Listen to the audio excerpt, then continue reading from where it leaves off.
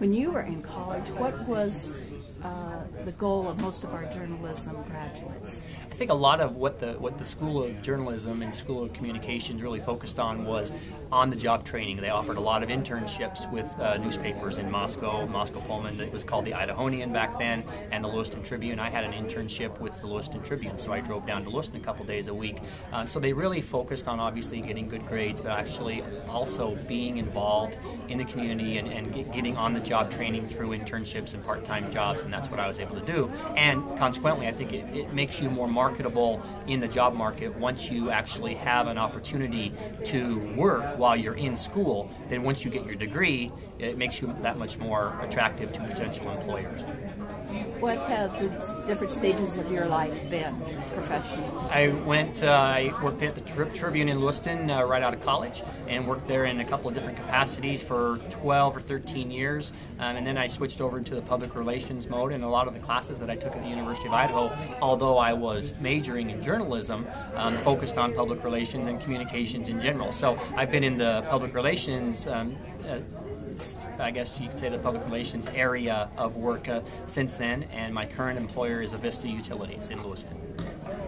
Now, tell me a little bit about that you see the difference between, or is there a difference between journalism and public relations? Well, I think the public relations, at least in the public relations roles I had, a lot of it was working with the media to try to get your company in the paper, try to get them published in a positive light, and working with the media. So having the experience of working at a newspaper for almost 15 years, I felt really comfortable and confident going into public relations jobs, because one of the requirements is to work with the media. So when I went in for my job interviews, I could say, well, I've been on the other side. I've worked for the media, so I know what the media wants out of a public relations specialist. And so I put a lot of what I did with media and a lot of my training at the University of Idaho into working at all of my jobs, and it's really helped me be really kind of on both sides.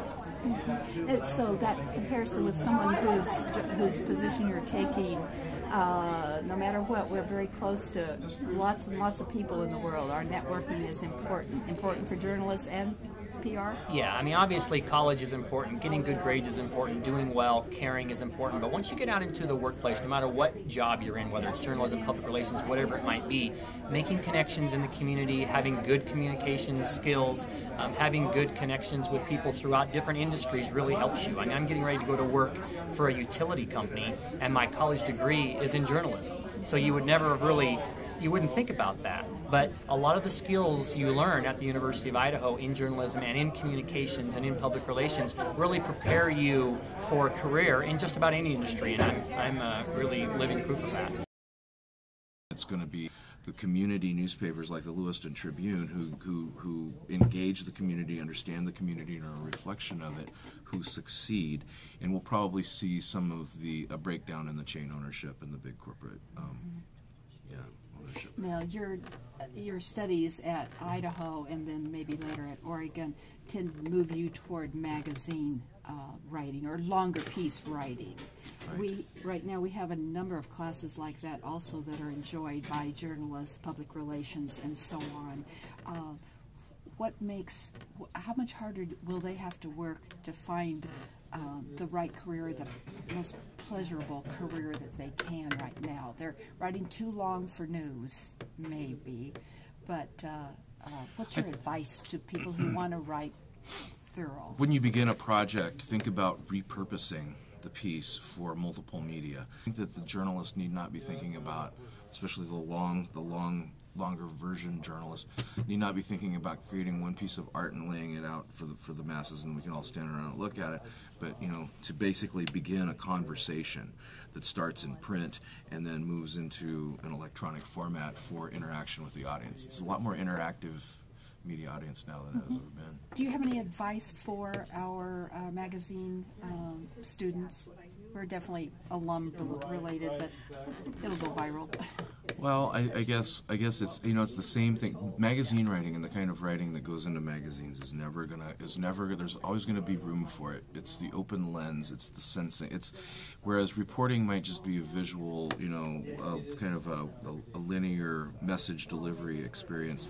Magazine writing, of course, admits the inherent subjectivity of a person and it looks for that person to deliver point of view, to taste it, to smell it, to sense it, to draw out your own emotions as a writer. Those are the kinds. That's what distinguishes quality literary journalism from newspaper or reporting, both of which have their place. So, I think always have an open lens, a broad lens. Take it in from a lot of different angles. Look at it from a lot of different perspectives. Always, try to think in terms of what do I sense in this milieu for my article. What do I see? What do I smell? What does this remind me of? How does it feel? Those are the kinds of things that make a magazine story different.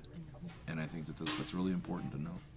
Do you think all of our alums today and our young journalists or young graduates can make money magazine writing?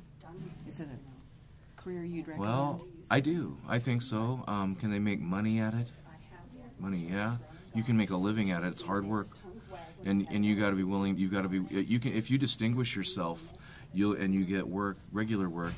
Ken Olson is a good example. He's distinguished himself in the magazine industry, and so he gets regular work. And I'm an editor who sees a lot of unsolicited manuscripts and often has story ideas, and I need to go to somebody I can count on.